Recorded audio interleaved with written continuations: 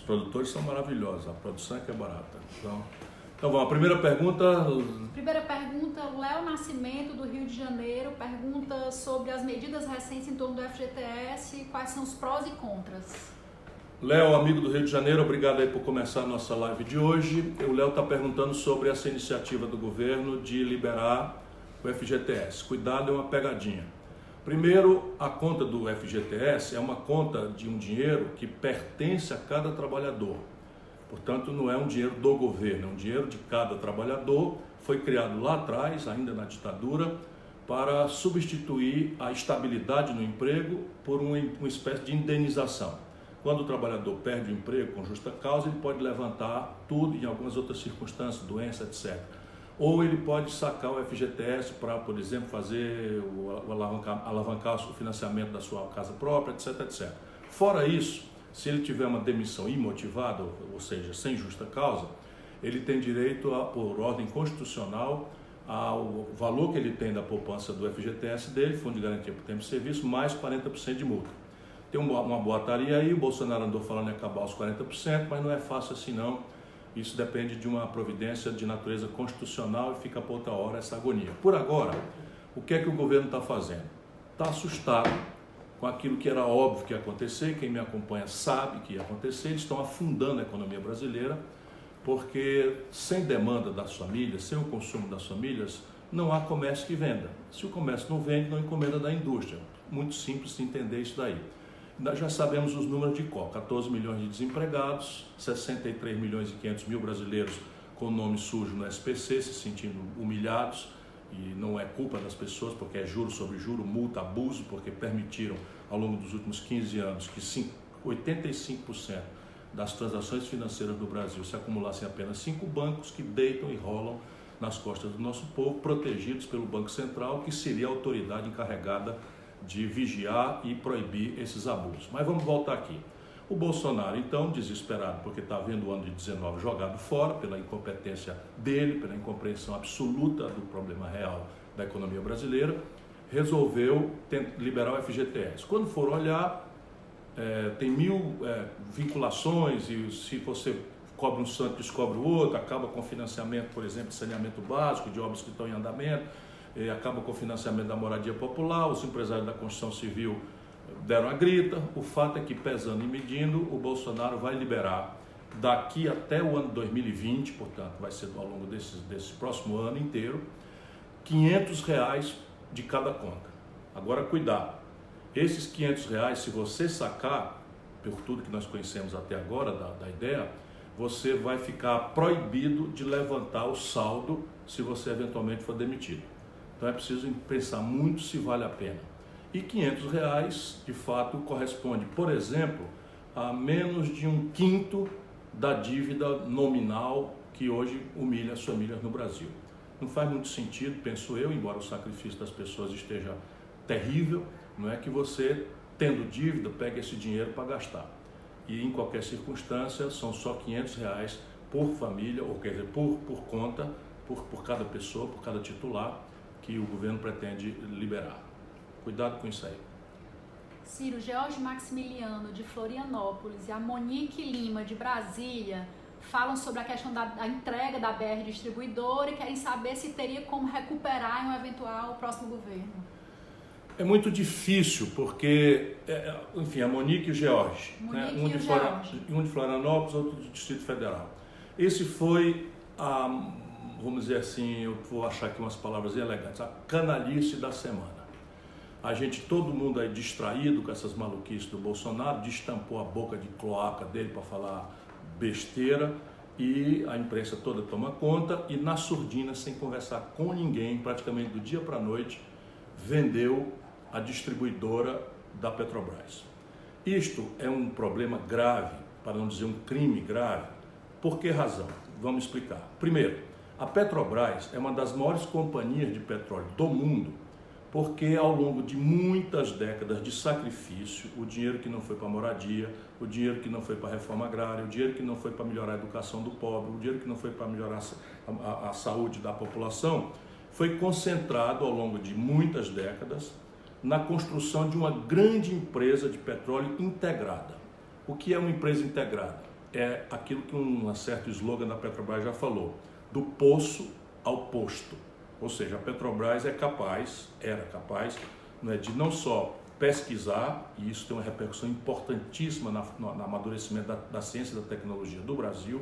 A COP, por exemplo, no Rio de Janeiro, tem a Petrobras como uma das suas principais clientes. Todo o domínio tecnológico que foi desenvolvido pela Petrobras à custa de bilhões de reais de dinheiro público, presta-se a muitos outros ramos da engenharia, da eletrônica e de uma série de outras possibilidades que o Brasil tem. Pois bem, desde pesquisa, passando pela lavra, passando pela prospecção, passando pela perfuração, pela extração do petróleo, pelo transporte, pelo refino, depois do refino transformado em gasolina, em óleo diesel, em gás de cozinha, as transportadoras, ou seja, tem várias empresas de gasoduto e no fim a gasolina, o óleo diesel na bomba.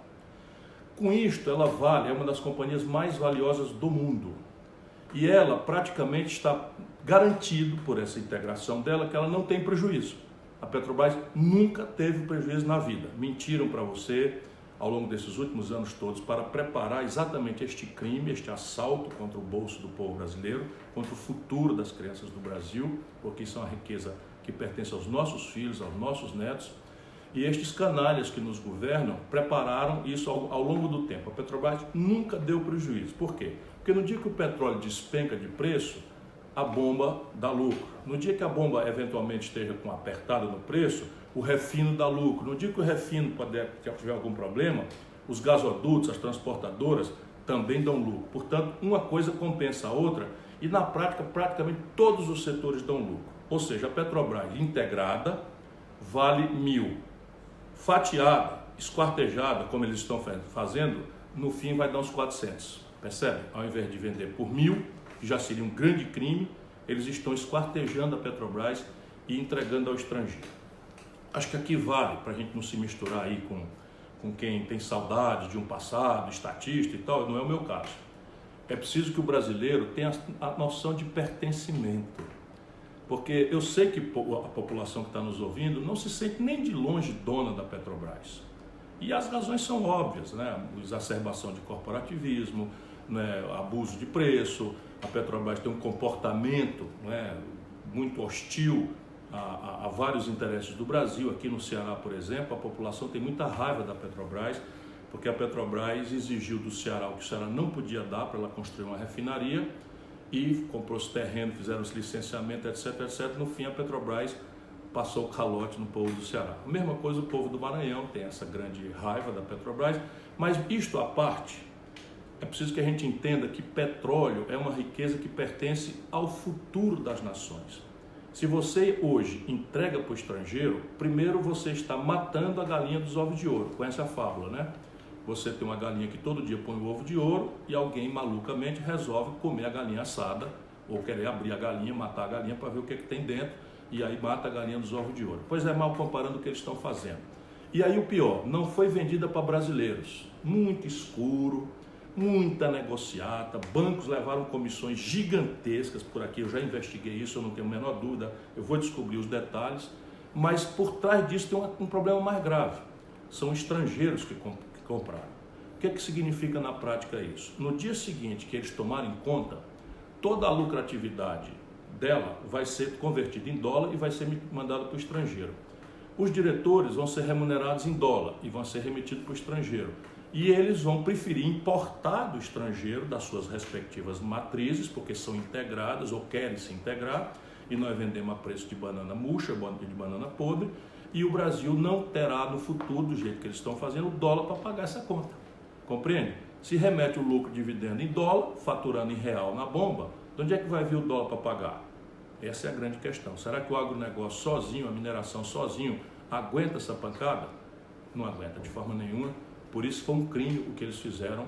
E o que é mais grave, o judiciário brasileiro tomou uma decisão, e eu sou, vamos dizer, cultivo o direito, absolutamente exótica, para não dizer absolutamente esquisita. Consultado, o Supremo Tribunal Federal disse que a Petrobras não pode ser vendida sem autorização da representação do povo, que é o Congresso Nacional.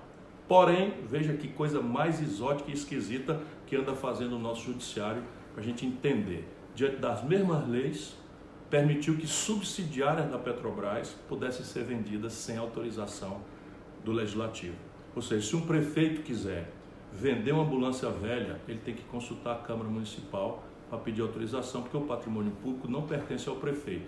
E no Brasil, desses tempos estranhos, esquisitos e corruptos que nós estamos vivendo, porque aí corre uma grana preta, não é? Eles sabem que eu conto a verdade e digo para as pessoas, porque não tem um rabo de palha, pois no Brasil o prefeito tem que, para vender uma ambulância velha, precisa de autorização legislativa, e o Brasil, para entregar uma das maiores distribuidoras de petróleo do mundo, simplesmente faz isso na calada da noite. Acorda, meu irmão.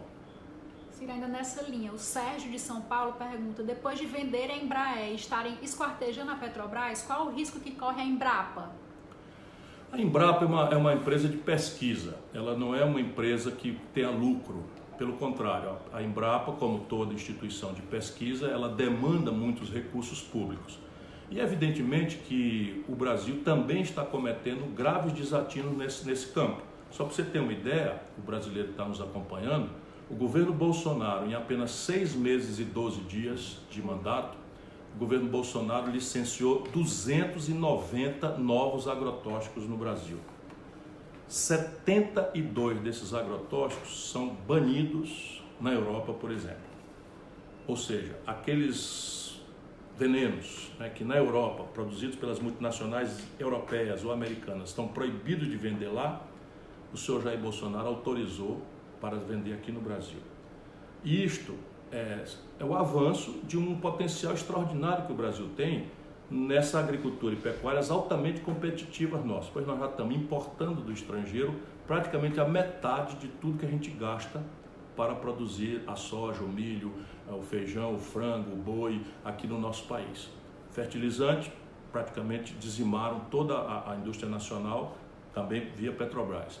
Né? Defensivo agrícola, agrotóxico, está aí o escândalo, né? Enquanto o Bolsonaro assina o acordo da União Europeia com o Mercosul, permitindo que a União Europeia ou qualquer empresa ou país, unilateralmente, pelo princípio da precaução que o senhor Jair Bolsonaro assinou, possa embargar produtos oriundos da agropecuária brasileira pela mera suspeita de produção em bases insustentáveis ambientalmente. Ora, o que você acha? O Bolsonaro autoriza 290, eu estou rindo para não chorar, 290 agrotóxicos novos, 72 deles banidos da Europa, e assina com a mesma Europa um tratado dizendo que a Europa pode embargar os produtos brasileiros pelo mero alegação de, sem qualquer tipo de arbitramento, direto e unilateralmente, alegando que nós estamos produzindo com base em coisas insustentáveis ambientalmente. Veja a tragédia que está se armando também contra o agronegócio brasileiro, que votou em massa no Bolsonaro, mas que não quer ouvir a gente falar. É uma coisa chocante o que eu tenho visto no nosso país acontecer. Mas aí está a Embrapa, enfim, ela está desfinanciada, está muito decadente. Não que os seus cientistas não sejam extraordinários, mas ela está sem financiamento, como tudo que repercute ciência no Brasil. E é pena, porque não existiria o Centro-Oeste, o Cerrado brasileiro, produção de soja extraordinária, se não fosse a Embrapa, sabia? Foi a Embrapa que desenvolveu as variáveis de soja para o Cerrado, que não dava soja. É a Embrapa que nós devemos, por exemplo, no Nordeste, o desenvolvimento do cajueiro clonado. É a Embrapa que tem um Centro Nacional de Ovino-Caprinocultura, que também desenvolveu espécimes, né, diferentes de cabras, ovinos, caprinos, enfim. E é lamentável, porque essa é uma inteligência extraordinária do Brasil. Ciro, você tocou rapidamente aí, mas tem muitas pessoas perguntando sobre o acordo do Brasil, do Mercosul com a União Europeia. Como é que você vê esse acordo? Veja, o princípio deve ser o livre comércio. Ou seja, haverá um dia que a humanidade vai desmontar suas fronteiras. Se isso não é uma homenagem ao Karl Marx, que hoje em dia não se cita muito mais, vamos fazer homenagem a John Lennon, né? Na música Imagine, ele fala da gente imaginar um mundo sem fronteiras. Só que isso está muito distante de acontecer. Por quê? Porque é uma brutal desigualdade nas condições econômicas de país a país e de região a região. Então veja, um comerciante europeu, ou industrial europeu, ou um agricultor europeu se financia 4% de juro ao ano. O industrial brasileiro se financia a 42% de juro ao ano, 10 vezes mais. Então, se você estabelece um livre comércio, em que um lado se financia 4% por ano e o outro lado se financia 42% por ano, isso não é livre comércio, isso é matar a criança com paulada na moleira, porque não há como uma competição tão desigual. Esse é o primeiro fator. O segundo é que há uma brutal desigualdade na distribuição do domínio tecnológico hoje do mundo. Nós estamos aqui conversando pela internet. Quem está me filmando é um celular. Quem está levando isso são um conjunto de modems e etc, com antenas, com tudo isso é tecnologia estrangeira, porque o Brasil parou de investir em ciência, tecnologia e inovação, e agora nós estamos vivendo o pior momento em matéria de execução orçamentária de toda a história do Brasil em ciência, tecnologia e inovação. Agridem-se as universidades, enfim. Pois bem, ninguém quer comprar mais bens ou serviços que sejam produzidos com atraso tecnológico. Todos nós queremos o celular de última geração. E isso não é trivial, não é o consumismo barato. São meios de diagnóstico médico modernos, são as químicas finas dos novos remédios, não é? É a eletroeletrônica dos nossos computadores que estão embarcados em tudo, e hoje do caixa eletrônico aos carros. Só para você ter uma ideia, um carro montado em São Paulo, 80% dele está vindo de fora, que é a parte rica. 8% da produção industrial do Brasil sai de Manaus. Se você olhar lá, praticamente não há nenhuma agregação de valor nacional. Praticamente todos os componentes dos celulares, das TVs, vem tudo de fora, e ali virou só um lugar de montar as coisas. E isso explica por que o Brasil resistiu muito à ideia de um livre comércio com a Europa. Por quê? Porque de um lado nós vamos simplesmente liquidar o restinho de indústria que o Brasil tem. E por outro lado, os europeus não querem aceitar o livre comércio, porque nós temos, ao contrário deles, a agricultura e a pecuária mais competitiva do mundo. Por quê? Porque o juro da agricultura no Brasil é subsidiado. Por quê? Porque a tecnologia aqui, né, é ajudada por uma natureza pródica, solos extraordinários, uma insolação muito rara de ter no mundo, não é? Água. E o Brasil tem essas peculiaridades, e o valor do povo trabalhador do campo no Brasil faz com que nós tenhamos os produtos mais competitivos do mundo. Pois bem, contra aquilo que nós somos competitivos, os europeus resistem. E aí isso se arrastou durante muito tempo, e agora, por um passo de mágica, também sem conversar com ninguém, o Bolsonaro vai lá e assina o acordo. Esse acordo ainda vai ter que passar pelo Congresso brasileiro, e nós vamos conhecer os detalhes. Eu consegui, vi alguns amigos na Europa, furar alguns pontos. E o mais grave é este: Bolsonaro assina, franqueando o mercado brasileiro livremente para as indústrias. Isso vai acabar de liquidar o resto de indústria que nós temos no Brasil, por essas diferenças todas que eu já falei. Mas o que nós ganharíamos no agronegócio, os franceses, os suecos já começaram, colocaram lá o tal princípio da precaução. Volto a repetir, o que está lá assinado irresponsavelmente pelo senhor Jair Bolsonaro não sabe do que se trata, pelo despreparo grave e pela vassalagem aos interesses estrangeiros que está se revelando, inclusive ante a omissão de 9 ministros generais, oficiais generais das Forças Armadas, o que é uma grande vergonha, porque, ainda que sejam conservadores, havia uma tradição de defesa do interesse nacional nas Forças Armadas do Brasil. Pois bem, as Forças Armadas devem estar envergonhadas desses generais de pijama que ocuparam aí o governo Bolsonaro. São 9 generais, mais 123 outros oficiais em diversos lugares, assinando um tratado que é absolutamente lesivo aos interesses do Brasil. Quer ver? Vamos esperar um pouquinho para ver. Uma informação. A Suécia, o principal rede de supermercado da Suécia, unilateralmente já embargou todo e qualquer produto de procedência do campo do Brasil. Principal rede de supermercado da Suécia. Isso daí não é feito por acaso. Discursos no parlamento francês já denunciam a improvável homologação desse acordo na França. Só para vocês terem uma ideia, a França paga mais para subsidiar a vaca do que paga por uma cabeça de criança na creche francesa. Só para vocês verem a diferença com que nós estamos tratando essas questões graves. Cira, Mariana de Olinda. Elza Mariana. Elza Mariana de Olinda. Elza, queridíssima, você é cada dia mais brilhante, mais inteligente. Qual a sua opinião sobre o projeto Futurice, lançado semana passada pelo Ministério da Educação? No seu projeto, qual seria a relação entre capital privado e público, e como captar recursos para pesquisa sem abrir mão da autonomia das universidades? Essa é uma pergunta que eu não estou capaz de responder ainda, Elza. Eu, como você sabe, eu procuro olhar as coisas com muito equilíbrio, com muita responsabilidade, e não só porque nasceu, né, do governo Bolsonaro, desse ministro que é um rematado imbecil, que é o ministro da Educação do Brasil, um fascista cujas intenções são as piores possíveis, mas eu estou consultando os reitores, estou consultando, ainda não tive o contato com a Andifes, que eu quero ter institucionalmente, e acho que eles próprios estão estudando.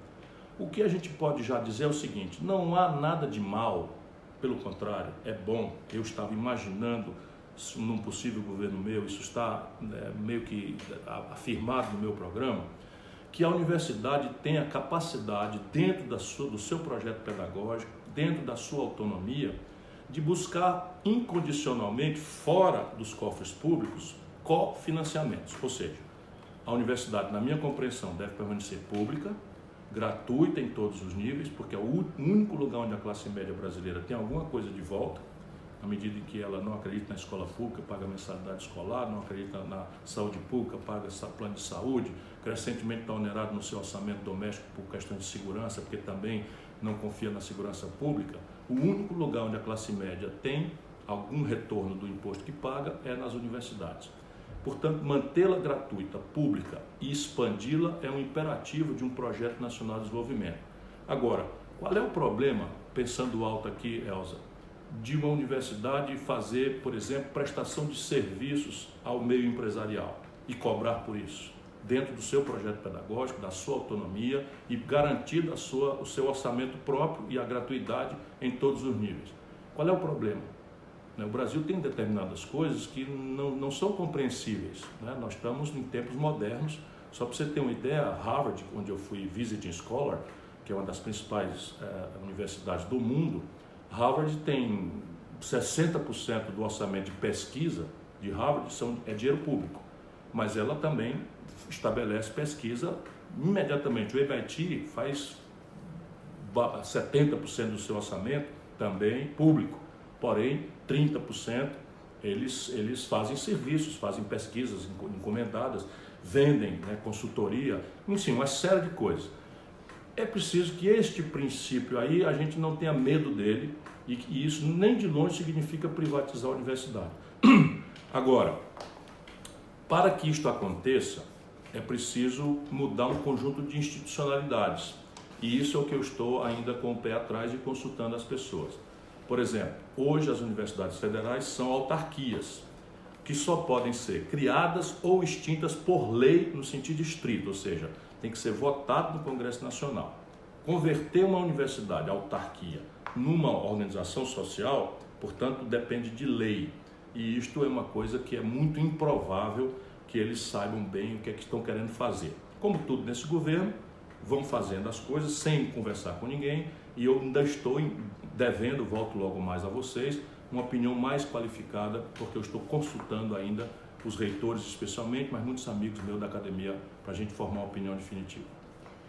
Ciro Iron de Castanhal, no Pará, diz: o STF já deu uma solução no caso dos navios do Irã, visto esse caso e outros que comprometem o agronegócio brasileiro. Qual sua visão para o comércio internacional da agricultura para o próximo ano, de acordo com esse governo? E o Ian também tem uma pergunta relacionada, que é: o Brasil pode sofrer possíveis embargos do Irã? Parece que este episódio já está superado. Deixa eu explicar para quem não sabe. O Irã compra 1/3 de todo o milho produzido no Brasil e tem uma conta conosco de 2 bilhões de reais por ano de compra. O Irã entrou numa confusão com os americanos, né? Não o Irã, os americanos entraram de novo numa confusão com o Irã, né? O Irã é uma nação gigantesca, importante, é a velha Pérsia, né? Desde o Alexandre, né? Ela nunca mais sofreu nenhum tipo de derrota. E o Irã hoje está sendo boicotado pelos norte-americanos. O Brasil, diante dessas questões, tem uma tradição que está sendo rasgada pelos loucos que ocuparam Itamaraty, e sob a guia de outro maluco que dá conselhos a partir dos Estados Unidos, por um presidente que não entende absolutamente nada de coisa nenhuma e que virou o animador de auditório e o grande responsável por esse caos que está se transformando na vida brasileira. Então veja bem, qual era a posição do Brasil? Não intervenção em assuntos dos outros, solução pacífica dos conflitos. E no caso do Irã, o Irã estava desenvolvendo tecnologias que poderiam desaguar no desenvolvimento da bomba atômica. Essa é a razão pela qual os norte-americanos começaram a perseguir os iranianos. A partir daí, o Brasil entrou e, num extraordinário esforço diplomático brasileiro, que não é nem muito comum, nós acabamos desenhando um acordo que o Irã topou.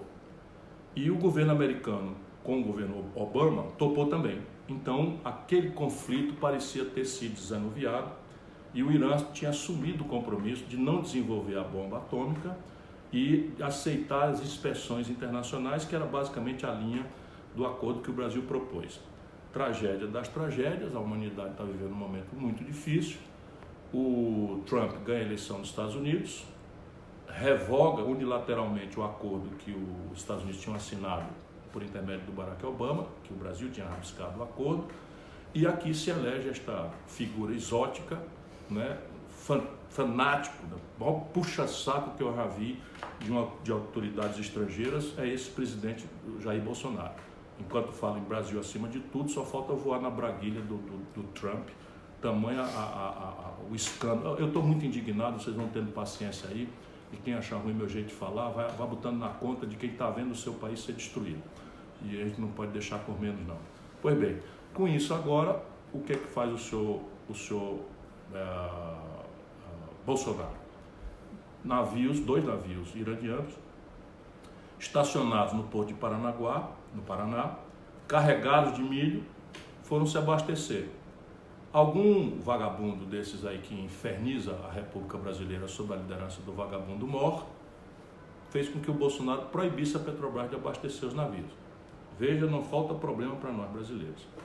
Ou seja, o Irã imediatamente convocou uma entrevista, através do seu embaixador, com muita razão, indignado, os navios parados, 40, 50 dias, e ameaçaram simplesmente retaliar o Brasil, suspendendo 2 bilhões de dólares de compras. De novo, o agronegócio brasileiro pagando o pato da sua imprudência de votar num despreparado, desclassificado, em que está se transformando o atual presidente do Brasil.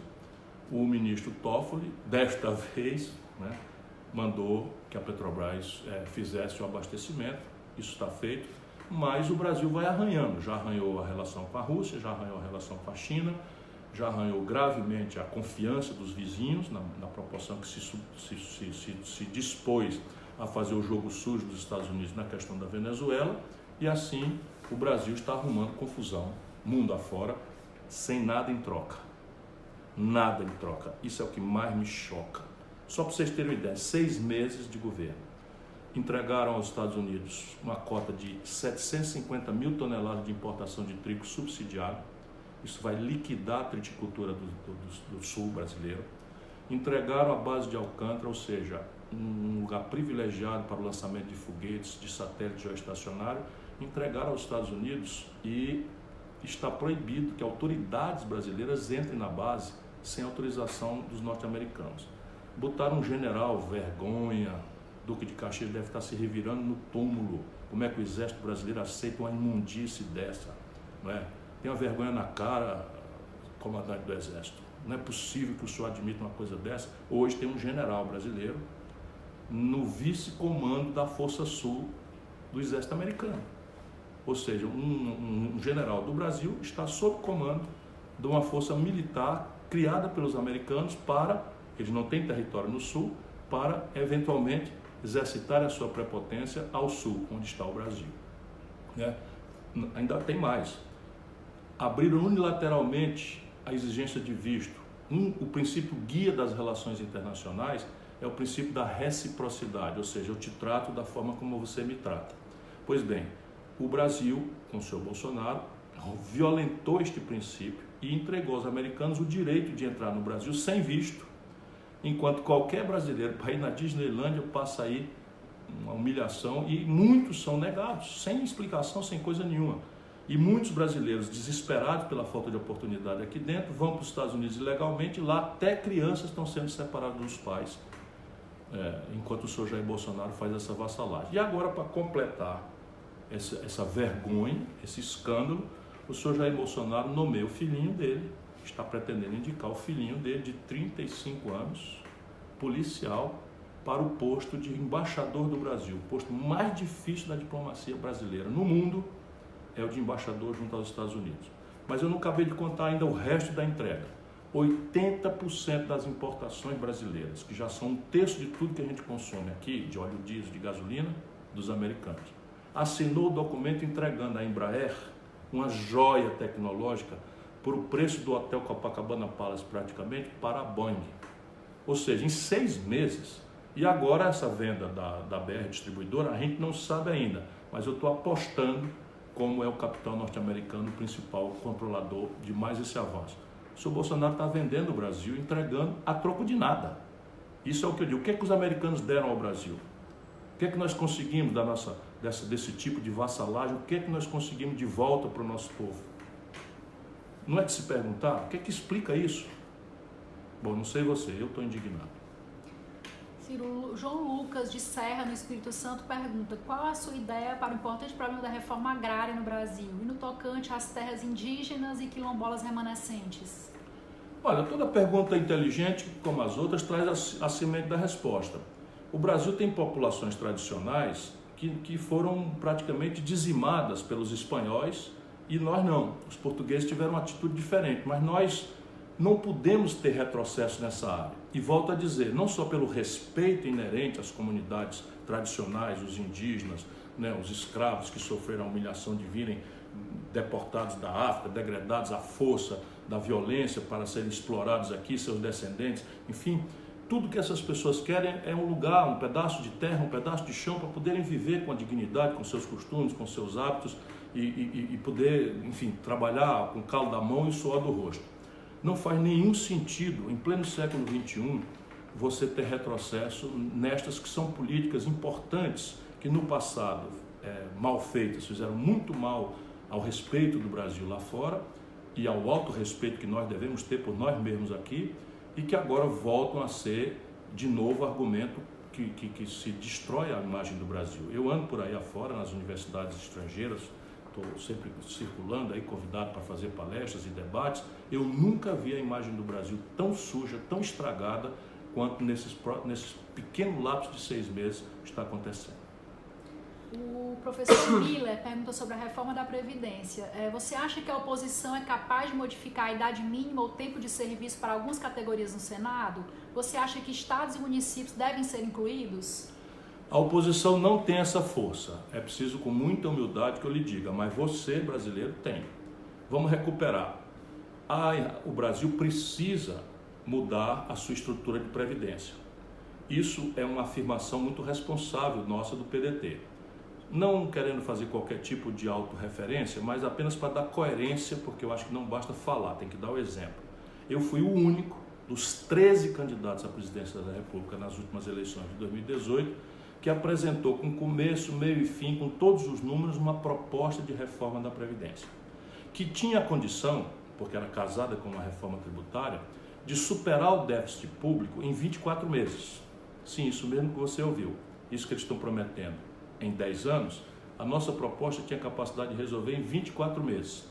Basicamente porque a gente associava um conjunto de mudanças na estrutura da Previdência, que era um pilar social de um salário mínimo para todo mundo que recebia, independentemente de ter podido ou não contribuir, era um segundo pilar de repartição até um teto aí de 4, 5 mil reais, e um terceiro pilar de capitalização público, sob controle dos trabalhadores, né, para quem quisesse voluntariamente ter uma previdência superior a esse teto, em direção a uma única previdência para todos, o pessoal do serviço público, o pessoal do serviço privado, militares, etc, etc.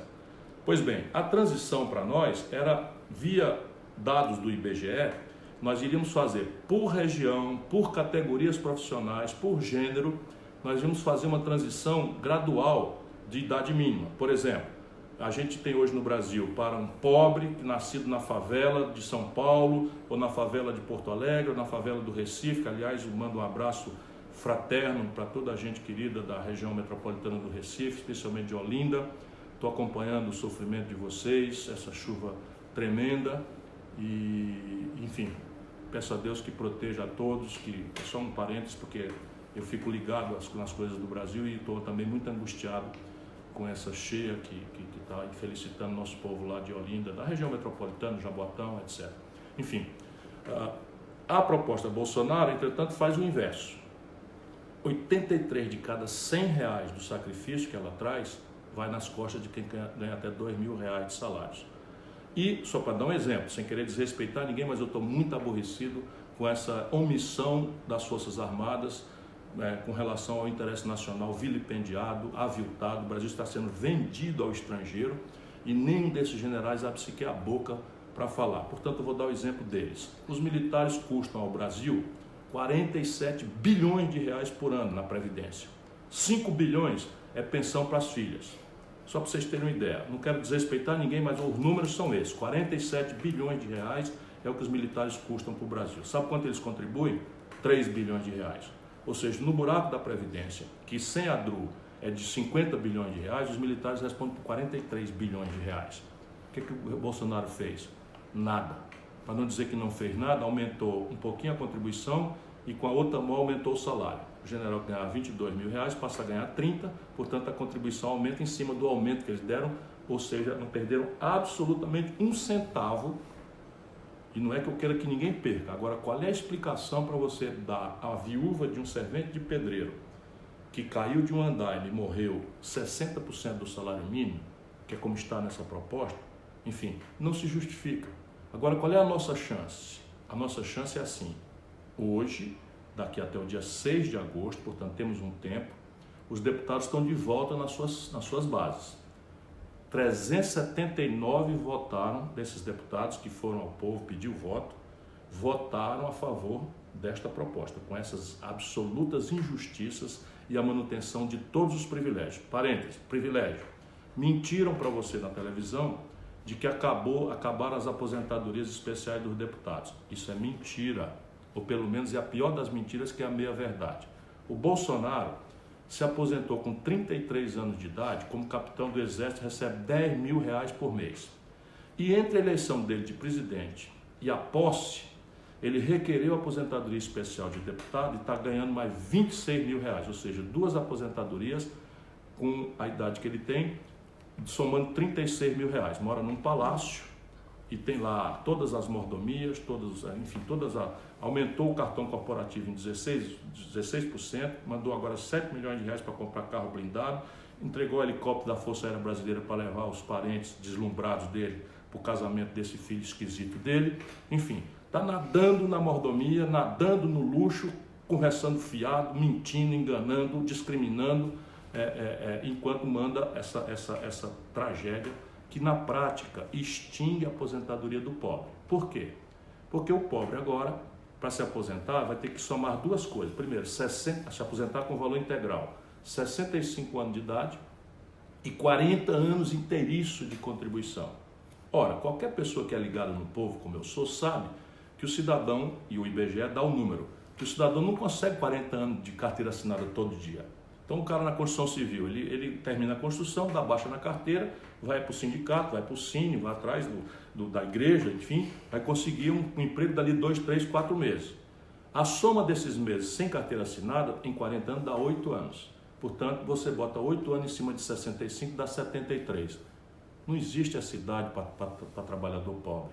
Ou então você que não tem uma pedra no lugar do coração, mesmo você que votou no Bolsonaro, zangado com toda razão, com as maluquices, molecagem, contradições do PT, hoje eu estou meio azogado aqui, porque essas coisas todas estão me irritando muito e eu só tenho uma forma, é lutar, é esclarecer para o povo brasileiro. Pois bem, eu despecei aqui um pouco, mas o que eu queria dizer é o seguinte: com 75 anos, com 73 anos, você não vai encontrar na construção civil. Vá numa construção e veja se você acha alguém com 65 anos. Entre numa loja e veja se tem um balconista, um comerciário que tenha 65 anos. Vá ver se você na rua e para aí na hora que você estiver correndo no seu carro ali, que viu um gari trabalhando, pergunte se ele tem algum colega de 65 anos. É disso que se trata. Eles estão condenando o povo mais pobre a não ter aposento nenhum. E isso a gente não pode aceitar calado. Agora, como eu disse, a votação vai ser o segundo turno, dia 6 de agosto. Está na hora de cada um procurar o seu deputado, pedir a ele. Não está nem na hora de esculhambar ainda. pedir, fazer um apelo. Deputado, não é possível que você tendo tido o meu voto, você vai fazer uma injustiça, uma perversidade dessa com as pessoas mais pobres. Quem sabe eles possam mudar de ideia. Nós vamos seguir lutando até o último momento. Aproveitando o gancho aí, Ciro, muita gente pergunta sobre o que o PDT fará com quem votou a favor da reforma na Câmara e como você se sentiu especificamente com o voto da Tabata. Eu não quero mais comentar isso, mas, enfim, desgosto de filha, né? Ela não é minha filha, mas é um verso do Djavan, e desgosto de filha deve ser daqueles desgostos mais amargos que alguém pode sentir, porque você quer muito bem a pessoa e de repente acontece uma coisa que você não imaginou jamais que pudesse acontecer. Entretanto, eu não vou particularizar mais nela. Foi ela e mais 7 companheiros que tiveram todas as chances de mostrar suas opiniões. Nós apresentamos, como eu já falei, uma proposta de reforma. Agora, tramitando, nós apresentamos um substitutivo, ou seja, um projeto alternativo com os números, com toda a transição que o governo Bolsonaro até pediu contribuição nossa. Os meus assessores, a convite público do governo Bolsonaro, foram a Brasília para ajudar, porque a gente não quer ver o circo pegar fogo para rir da cara do palhaço. Nós somos diferentes de um certo tipo de política que não quer saber de nada. Não, nós achamos que temos que ajudar naquilo que for possível. E fizemos o que foi possível. E todos eles tiveram oportunidade de manifestar em diversas reuniões. E em março nós fizemos uma convenção com mais de 500 pessoas. Todo mundo pegando junto, todo mundo falando, todo mundo livre para falar. Todos os 7 estavam lá, e nenhum abriu um pio sequer para dizer que era a favor dessa perversidade. E nós somos um partido trabalhista, por coincidência histórica que nos honra muito. Quem criou o sistema público de previdência social no Brasil foi Getúlio Vargas, que é basicamente o mentor moderno do trabalhismo que nós carregamos, né, no PDT. Portanto, agora o que é que vai acontecer? Nós recebemos dezenas de representações. A palavra mais comum ali era um traidor, traidora, e traidor, traidora, etc. O apelo é por expulsão, generalizado, mas nós queremos fazer isso de forma correta, justa, não é, de cabeça fria, pensando muito mais no país do que em qualquer tipo de coisa menor. E aí qual é o trâmite que o nosso estatuto do partido garante? Agora vai para a Comissão de Ética, a Comissão de Ética vai notificar os 8. Esses 8 vão ter o direito livre de defesa ampla, vão poder juntar documentos, juntar testemunha, uma espécie de processozinho de natureza ética, disciplinar, e no fim a Comissão de Ética vai fazer um relatório individualizado para cada um deles e vai recomendar ao Diretório Nacional que providência tomar. Eu, francamente, acho que ela devia sair do partido. Não quero falar mal dela pessoalmente, nada, mas ela está no partido errado. E o partido dela, infelizmente, parece ser um partido clandestino, financiado pelos milionários brasileiros, e isso nós não podemos aceitar. Ciro, Fábio Rocha e outros tantos aqui perguntam sobre, pedem você comentar o ataque que o Bolsonaro fez aos governadores e ao povo nordestino. Muito boa essa pergunta, porque nós não podemos deixar que por cima de todo o drama brasileiro ainda entre para agravar nosso problema o regionalismo. O Brasil só é o que é este mundo extraordinário, cobiçado pelos estrangeiros, pela nossa unidade. E não é uma unidade só cultural, não é uma unidade linguística, que já é um fenômeno extraordinário. É uma unidade econômica, fisiográfica, climática. E isso a gente precisa explicar. Por exemplo, o Ceará não tem petróleo, o Rio Grande do Sul não tem petróleo. A bacia de Campos, a bacia de Santos e agora mais proximamente na bacia de Alagoas, petróleo sem fim. Portanto, é um país que tem. Porém, o Amazonas não tem área agricultável, porque é uma floresta muito frágil, apesar de ser exuberante. Aquilo é a mesma conexão. No passado chamava-se Pangeia, essa esquina do Brasil era conectada com o sovaco da África, para usar aqui uma expressão. E o Saara é mais ou menos a mesma latitude, ou seja, aquilo ali viraria um deserto, areia. Porém, nós temos terras extraordinariamente férteis no Paraná, no centro-oeste do Brasil, que por sua vez não tem, vamos lá, o Rio Grande do Sul está com uma crise de abastecimento d'água, mas você tem o aquífero Guarani. Então, o Brasil é a maior província mineral, província petrolífera, biodiversidade. Então, Nós precisamos todo dia cultivar essa nossa unidade.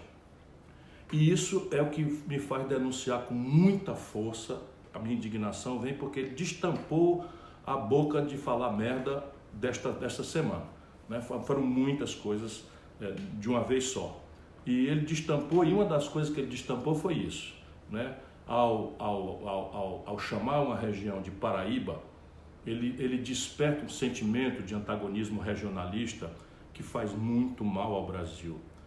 A reação nossa não pode ser de regionalismo reverso. A nossa reação tem que ser de amor ao Brasil, de amor à unidade brasileira, e é isso que eu faço, um apelo a todas as pessoas que estão vendo essa tragédia acontecer. Um homem que teve o privilégio de ter 57 milhões de votos e que a quem cabe a maior honra que pode caber a um brasileiro, que é liderar essa grande nação, precipitando a nação em diferenças mesquinhas, odientas, raivosas, quando não assentadas na pura mentira e no preconceito, inclusive de natureza religiosa.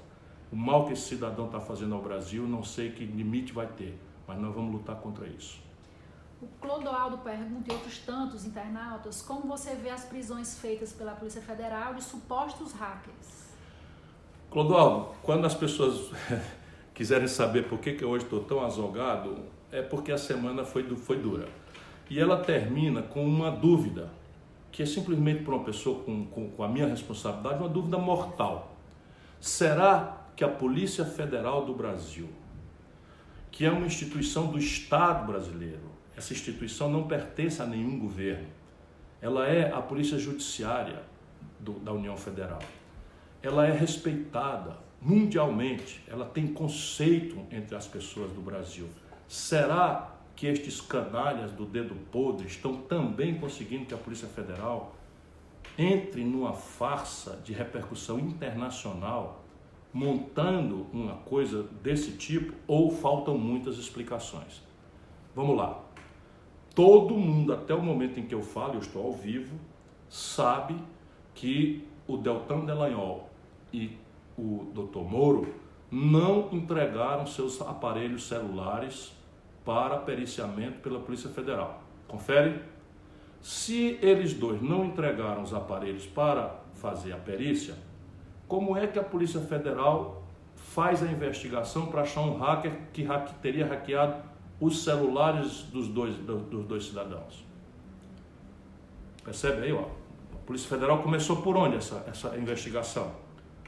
Então já tem uma mentira grossa que eu espero que a Polícia Federal se antecipe a uma providência judicial qualquer e a denúncia por prevaricação e por cometimento de crime, né, que nós não deixaremos passar impune, porque se for, não é a Polícia Federal, é algum pau-mandado que não tem estatura moral para integrar essa instituição que o Brasil inteiro respeita e admira. Segundo, o senhor Moro, o senhor Deltan Dallagnol fizeram essas conversas porcas por um aplicativo de origem russa, porém hospedado num mega servidor nos Emirados Árabes, e o dono mora nos Estados Unidos, chamado Telegram.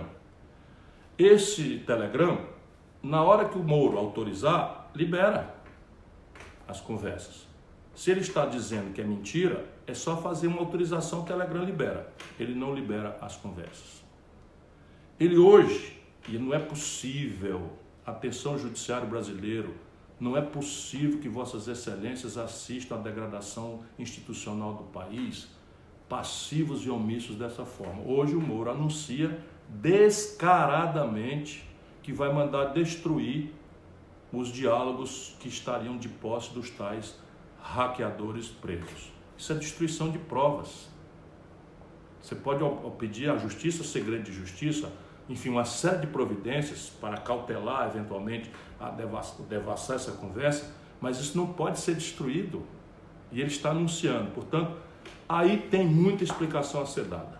A mais constrangedora de todas é o que o povo brasileiro hoje está desconfiado, e eu tenho um espinho no coração, mas me recuso, revoltado, a acreditar que a Polícia Federal passou a fazer o serviço sujo da politicagem do seu Sérgio Moro, do seu Jair Messias Bolsonaro.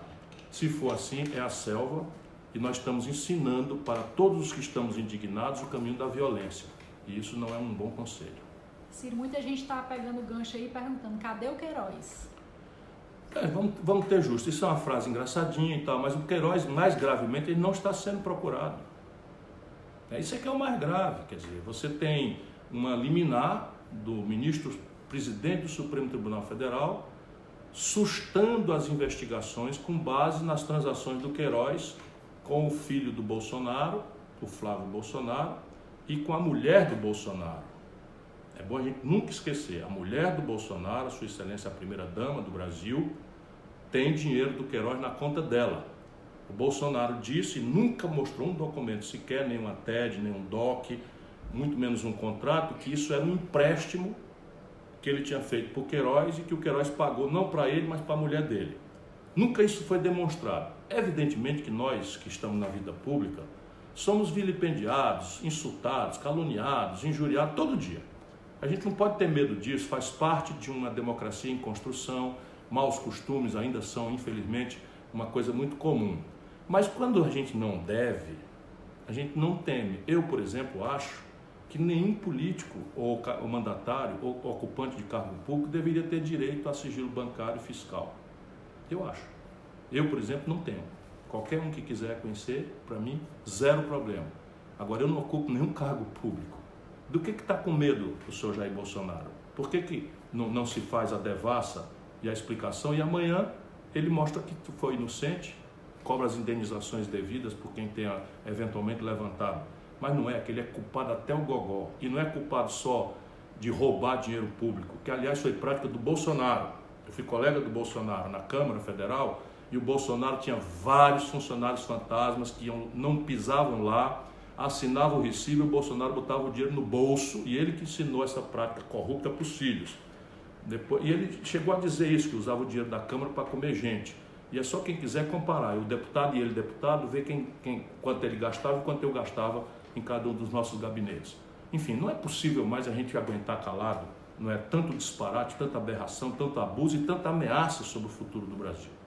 Se ele fazer as duas últimas perguntas aqui. Uma delas é de um servidor do IBGE de Bragança Paulista, que está preocupado com o corte para o censo. O que você acha a respeito disso? Isso é outra característica de governos autoritários que tem horror à luz. Sabe por quê? Porque a matéria podre não resiste à luz do sol. Então essa gente é podre moralmente, é podre politicamente, é podre ideologicamente, e eles querem apagar a luz para que a podridão seja o domínio. Então veja bem, se você tem uma febre e você bota um termômetro e esse termômetro mostra a febre de 40 graus, você não pode pegar o termômetro e quebrar o termômetro zangado com o termômetro. O termômetro apenas informa. E o IBGE é uma instituição acreditada, respeitada, de novo, mundialmente.